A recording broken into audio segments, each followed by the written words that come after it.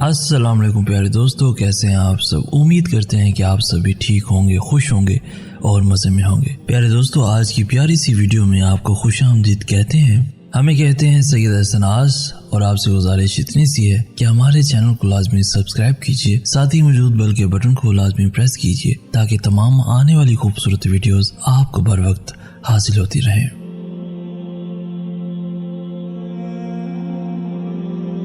हमें लगता है कि हम जिंदगी में कभी ना कभी एक ही बार में बहुत बड़ी कुर्बानियाँ देंगे, कोई बहुत बड़ा काम कर देंगे या फिर नेक हो जाएंगे, ऐसे कि हमसे अल्लाह राज़ी हो जाएंगे, खुश हो जाएंगे। शैतान भी कितना खूबसूरत ख्वाब दिखाता है कि एक ही दफ़ा ऐसा काम कर देना, अल्लाह को राज़ी तो कर देंगे मगर एक ही दफ़ा में पसंदीदा कैसे बनेंगे।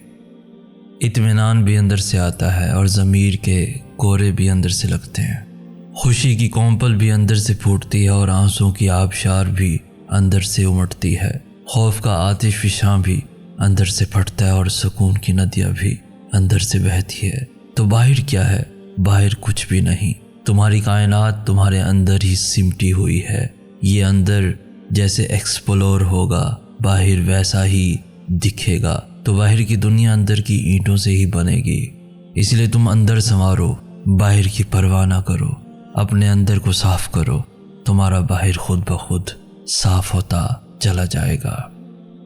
वक्त गुजर जाता है, बहरान कितने ही शदीद हों ख़त्म हो जाते हैं। अंधेरा कितना ही गहरा और मायूसी कितनी ही लंबी हो, राहत आ ही जाती है। आजमाइश का दौर जितना भी सख्त हो, अल्लाह ख़त्म कर ही देता है। अगर तुम्हें अल्लाह याद नहीं आता, अगर तुम्हारा दिल इबादत में नहीं लगता, अगर तुम अपने रब से झगड़ना चाहते हो तो तुम्हारा ईमान डगमगा गया है। तुम कून पढ़ते हो लेकिन फ़याकून पर यकीन नहीं रखते। तुम एक दिन अज़ान फज्र से लेकर तलुए आफ्ताब तक आसमान का नज़ारा करो। देखो वो कैसे आसमान की रंग बदलता है, देखो वो कैसे हटा देता है अंधेरों को। देखो वो कून कहता है तो सारा आलम फ़याकून की तशरीह बन जाता है। बेशक मेरा रब करीम है, कादिर है, मेहरबान है। बेशक अल्लाह की ज़िक्र में दिलों का सुकून है। लोग तुम्हें तोड़ देंगे लेकिन मेरा अल्लाह तुम्हें सिर्फ जोड़ देगा। रास्ते तो बस दो ही हैं, एक अल्लाह रब्बुल इज़्ज़त का रास्ता जो जन्नत और कामयाबी की तरफ लेकर जाता है, दूसरा नफ्स और शैतान का रास्ता जो नाकामी और दोज़ख की तरफ लेकर जाता है। इसके अलावा तीसरा रास्ता कहीं मौजूद नहीं। शायद ज़िंदगी में सबसे बड़ी दुश्मन हमारी अपनी तवक्कुआत ही होती हैं। कांटों में उलझाव रखने वाली उम्मीदें, गर्म तपती रेत पर चलने पर मजबूर करने वाली तवक्कुआत। आजमाइश बहुत से नकाब उलट देती है, कहीं पारसाई का, कहीं सब्र का, कहीं इंसानी हमदर्दी का और कहीं इखलाक का। खोटे को खरे से अलग करने का कुदरत का आजमूदा तरीका यही है, लेकिन आजमाइश का नतीजा हर कोई बर्दाश्त नहीं कर सकता। तुम्हें पता है तुम्हारा मसला क्या है। तुमने अपने फ़ैसले अल्लाह पे तो छोड़ दिए हैं मगर दिल से नहीं छोड़े। तुम अब भी चाहते हो कि काश फ़ैसला वही हो जो तुम्हारी ख्वाहिश है। ये कैसा एतबार है भला।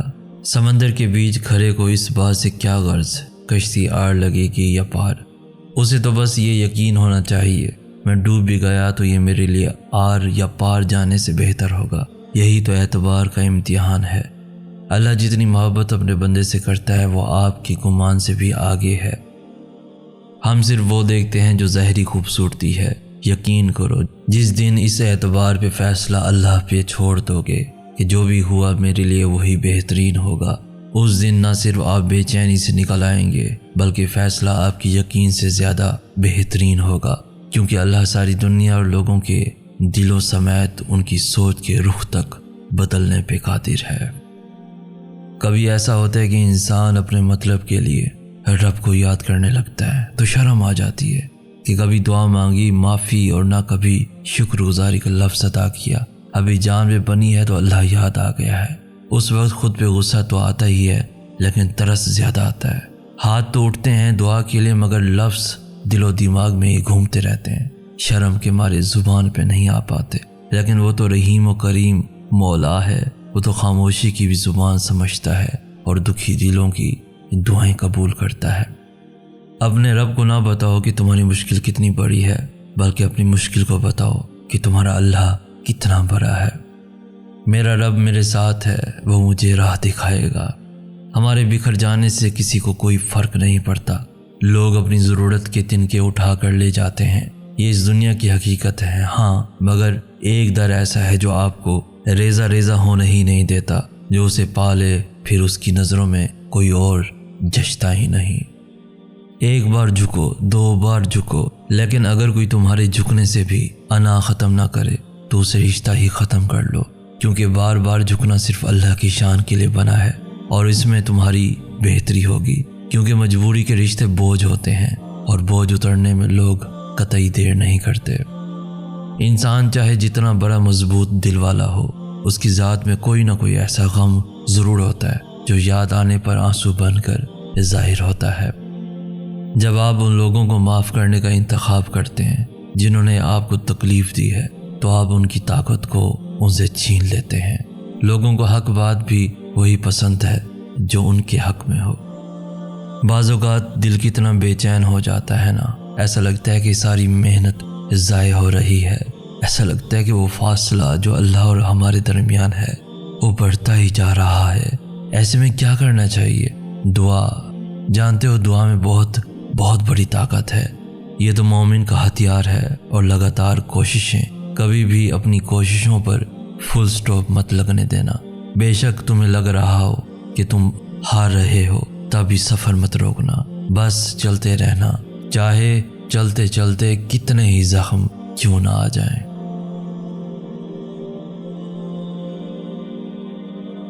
کبھی ایسا ہوتا ہے کہ انسان اپنے مطلب کے لیے رب کو یاد کرنے لگتا ہے تو شرم آ جاتی ہے کہ کبھی دعا مانگی، معافی، اور نہ کبھی شکر گزاری کا لفظ ادا کیا۔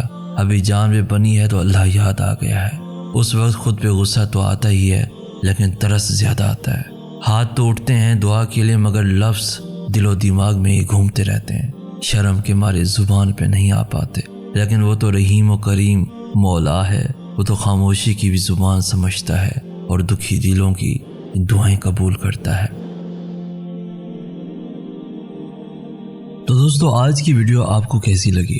اس ویڈیو کو لائک کر کے ہماری حوصلہ افزائی بھی لازمی کر دیجیے۔